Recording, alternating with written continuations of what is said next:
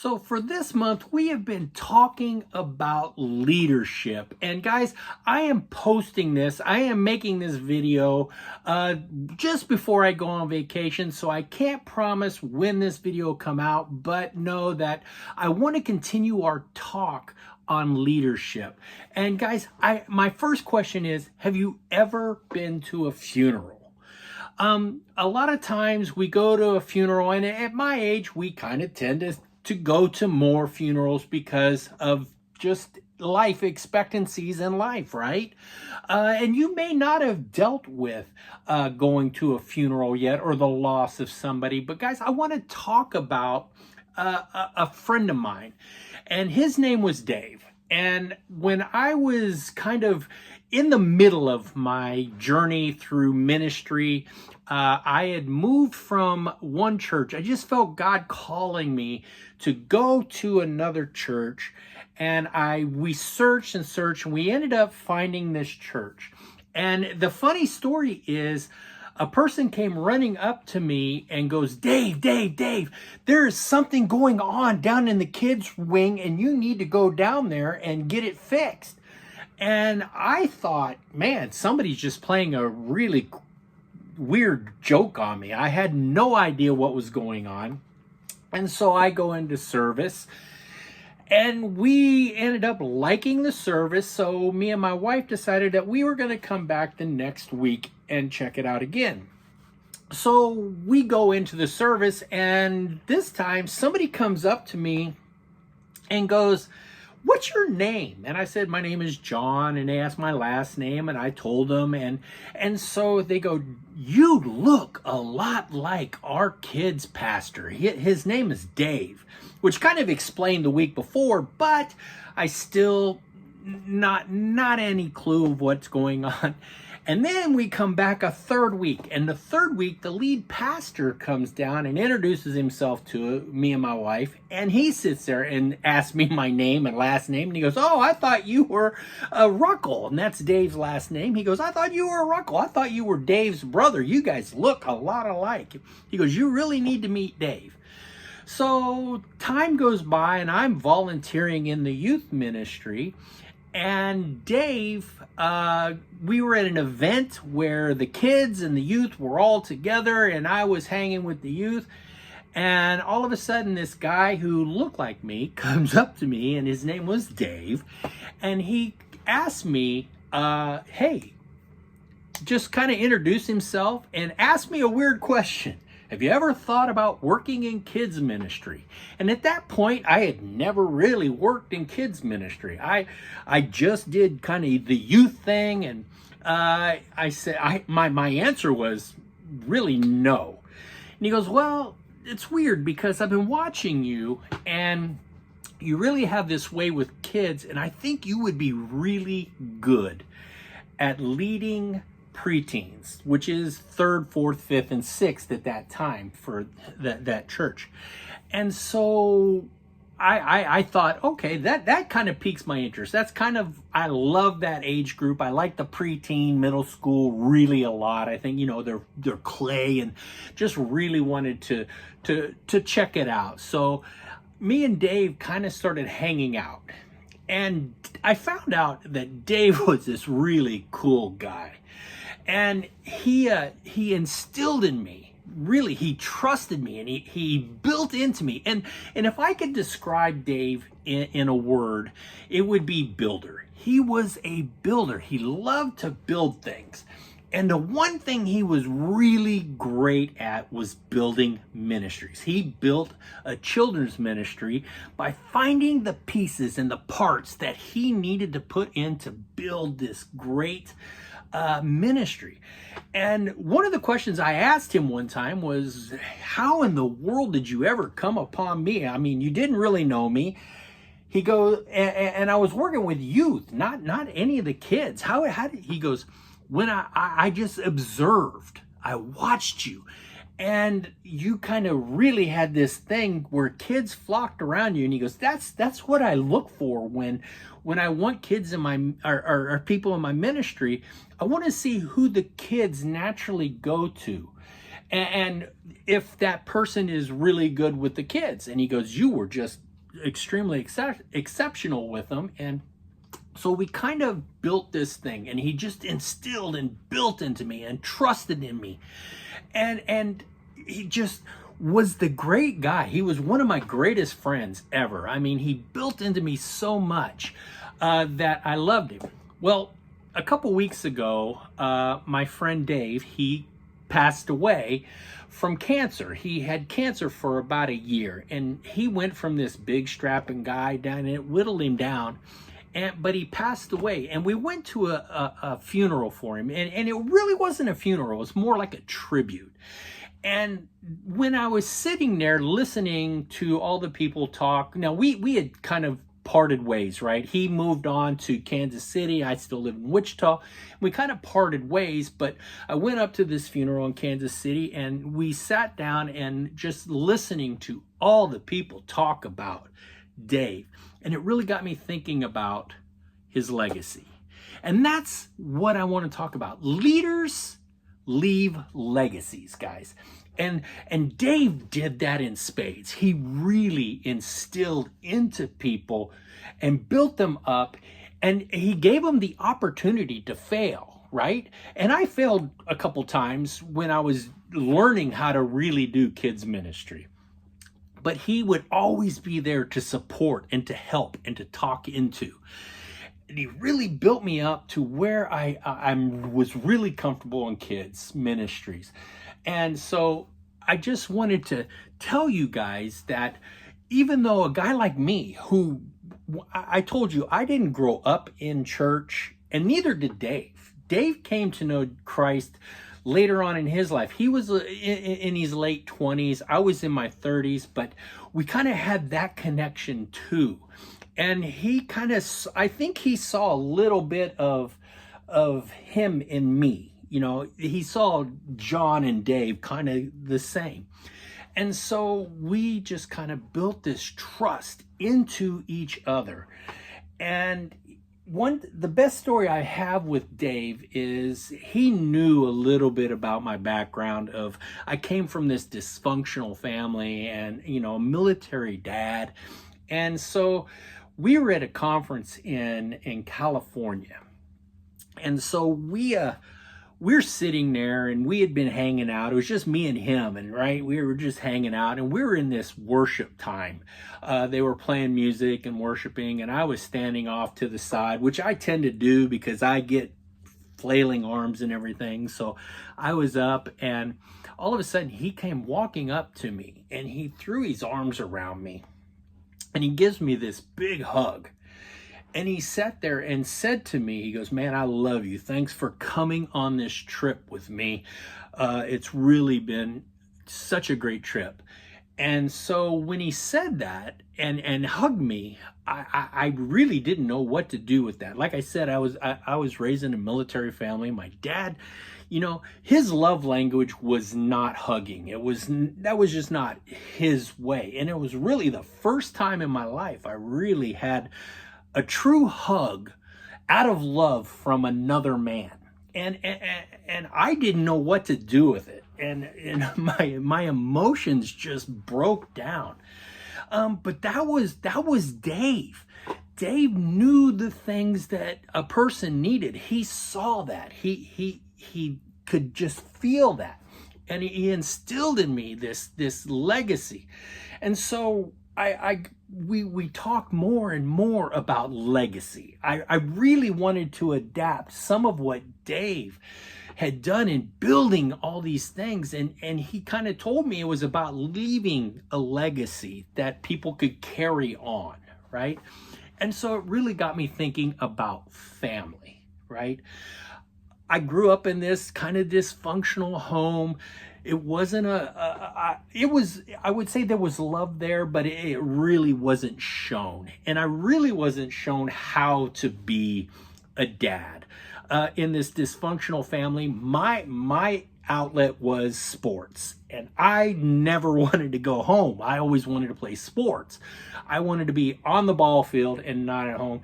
And that's kind of how I grew up. I didn't grow up around the family. And, you know, I was kind of the black sheep, and part of it was me and just my my stubbornness and attitude.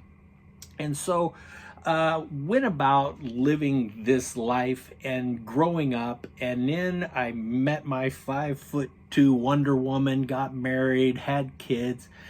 And I was sitting there, we were talking about legacy, and I like had a panic attack.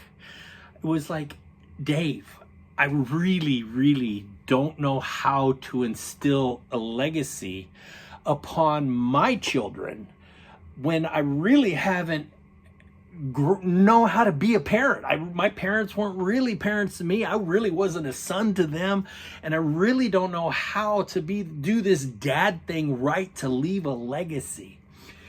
And I think a lot of times when we talk legacy, we kind of think of things, right? We think of the things we leave behind as in stuff. Right? If I'm going to leave a legacy for my kids, I'm going to leave them $1 million, a house, a car, and that way when I go on, they can carry on, right? But that's not a true legacy, because stuff eventually fades away or deteriorates or breaks. Money can be there for a long time, but eventually money can run out.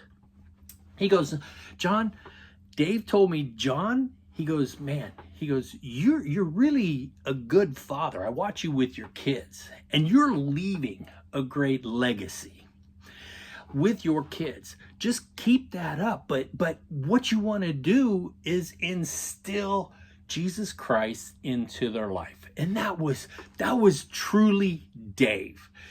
Dave was this builder, and I think of Jesus, right? Jesus was this builder. And Dave had this thing, like he would build this small group of people. And I think of Jesus and his disciples. He was really close to his disciples, and they were like his best friends, and they hung out and they did all this stuff. And then Jesus would go out and he would talk to the masses. And I would sit back in awe and watch Dave when he would teach in front of kids, and he would just have them just glued to him. And he taught me, just how to be me when it came to teaching. When we come into ministry, a lot of times we get, we see these great pastors, of the day, and we go, well, I want to be like him, and because this guy is such a dynamic speaker, and then we go on stage, try to be that, and we fail miserably because it's not who we are. Our legacy that we leave needs to be from us. It can't be faked from somebody else, right? Then the legacy is not true. So I was looking for an example in the Bible of somebody that left a great legacy. And there's so many stories, but I fell on one that it's when Paul and Silas are chained up in jail, right? They're in the stocks, they're in this uncomfortable situation, and they're singing praises to the Lord when all of a sudden an earthquake hits. The jail that they're in, the doors fall off, and the chains from their shackles fall off, and they're free to go. And I don't see my legacy in those. I see my legacy in the guy that looks in, the guard. He's a Roman guard, and he looks into the cell, and I kind of wonder if he looks into this dark cell. And when you look into something when it's dark, right, and you don't see anything, right, at first, he makes the snap decision. And this is why I relate to this, because I'm a compulsive, I'm an impulse guy. And my first reaction would probably be the same. Well, there's nobody in there. They've all escaped. The Romans are going to come and kill me. I'm a Roman guard, and because I failed at my job, they're going to kill me. And so the Roman guard unsheathes his sword. He's going to commit Roman hara-kiri. He's going to kill himself however they do it, right, with his sword. And Paul and Silas could have let this man do what he was going to do. They could have let him kill himself and they could have just strolled right out. But instead, they say, no, no, no, no, we're in here, right? What would have happened if the Roman guard would have kind of done one of those numbers, refocused his eyes, and then saw them in there, right? Before they could say anything, he probably would have reshackled, rehung the door, and everything would have been as it was. They're singing praises, but they're still prisoners. But because Paul and Silas saved this man from imminent death, the Roman guard is like thrown off. He's thrown off here. And he goes, man, how do I get what you guys have got? And he goes, all you got to do is believe in Jesus Christ. And the Roman guard asks him to his house for dinner, right? And they go, and I can imagine the conversation. Paul and Silas are sitting there and they're talking to this Roman guard over and to all about Jesus and his love and all the things he did. And this Roman guard is like going, he comes from this background of not knowing who Jesus was really. He may have heard of him and heard of all the stuff that happened, but he was not a believer. And then he hears what Paul and Silas have to say about Jesus. And slowly but surely, this Roman guard becomes a believer. But the Bible says more than that. He says that his children and generations to come were going to be believers in Jesus because he believed. That, my friends, is a legacy. The Roman guard becomes dad. He becomes a godly man, and he believes that Jesus is who he says he is. And instead of taking this on upon himself and going back to work, keeping quiet about who Jesus is, I can't let any of the Romans know that I know who Jesus is and save my family, he lets them in on it. He tells them about who Jesus is, and he gives them the opportunity to grow in their faith,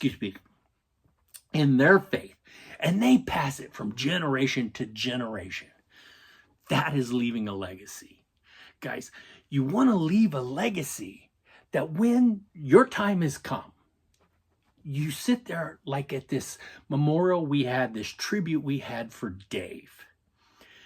Each person that came up to speak said something that I have felt in my life about Dave.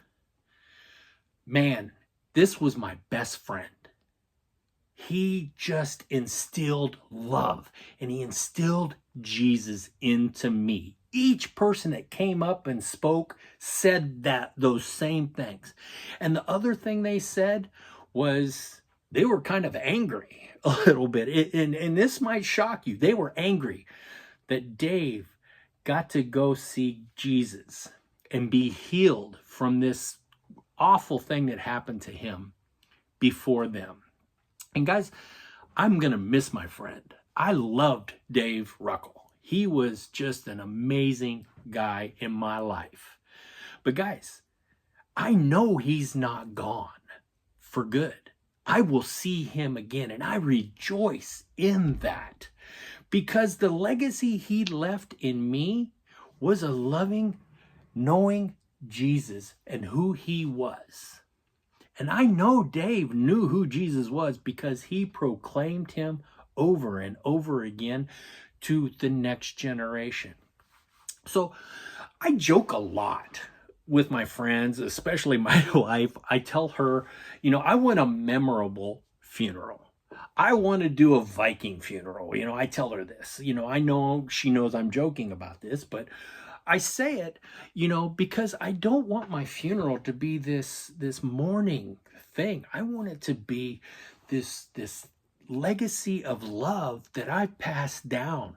I don't care if there's 1,000 people at my funeral or there's nobody at my funeral. I want the people who I've interacted in my life to understand that I tried my hardest to leave a legacy of love, a legacy of Jesus in their life. And when they think about me and I'm gone, it brings a smile to their face. Now, I mourn my friend and their family, and I miss him. But when I think of Dave, I get this huge smile on my face because of the love and legacy he left in my life. And if I could do one thing to make Dave proud of me, is to just keep his legacy going. Listen, every person that I have brought to Christ since I've met Dave, Dave is part of that legacy in them, even though none of them have met Dave, right? And Jesus on this side of Dave, and I'm sure there was somebody in between the Jesus and to Dave that instilled a legacy into Dave, that he instilled into me. And hopefully I've instilled in somebody else that can spread the gospel to somebody I've never met. And that's how we build a legacy. Don't be afraid to tell somebody who Jesus is. Don't be afraid to move into a kids ministry when you've never done it. And guys, look for those people, good, bad, indifferent, that may not know who Jesus is, so you can instill into them the love and legacy of Jesus. So guys, I just want to leave you with that, and know that even though you have never met Dave Ruckel, I want you to know that I am leaving part of his legacy with you, and that I hope you take this into your heart. Trust in who Jesus is. Accept him and just follow him, and be willing to tell somebody else. Guys, we'll see you next time. We'll be back in front of the youth again. Like I said, I'm on vacation this week, so I'm not sure exactly when this video will come out. But guys, know I love you. I want to leave a legacy of love for you. And I want you to know who Jesus is, because I want to be with you in heaven for eternity. And that's what it's about. We'll see you next time. Bye.